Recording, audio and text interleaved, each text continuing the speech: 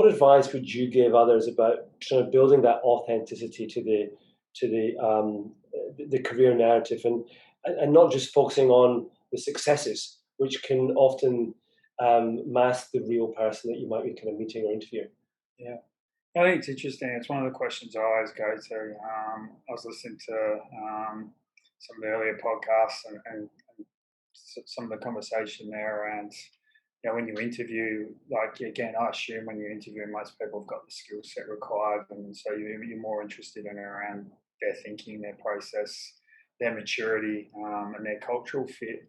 I think one of the easy ways to test their maturity is to understand their career plan and how they've and the narrative and how they've gone about and built that. And so that's one of the first questions I ask, is always for them to walk me through their career plan. And it's funny, a lot of people then go, well, I did this role and I did this role and I did this role, and that's not actually the question you really want to know. You want to know how they thought about why I took that role, or why I left that organization and why I joined that organization. So I actually think the power in the question and the power in the response is actually explaining the gaps, the space between the two roles. And then also looking for people to be really humble as well, right? And I think sometimes you got to I think it was Chris that might have spoken about chessboard, or sometimes you got to take a backward step. I went through that in my own experience where I was at Goodman Field, and I actually got two options. It was either take a step back and take that humbling experience, or take a redundancy. I chose to take a step back because I wanted to play the long game and not the short game.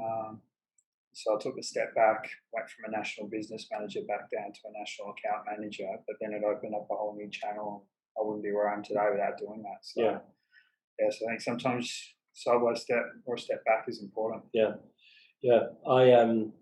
couldn't agree more. It's the first question I ask as well in every interview, which is, take me through your career journey. And I kind of signpost the question too, for those who have been interviewed by me, you're very familiar with this, but I want to hear about the decisions you made and why you made them to get to this point. And it's actually, it feels like the easiest question in the world to answer. But 9 out of 10 struggle with it. And it's a really common way to start an interview for exactly that reason, because you want to understand just how somebody thinks, and accepting that nobody's plan is perfect. But are they going to tell you when it didn't go well, therefore show a bit of themselves?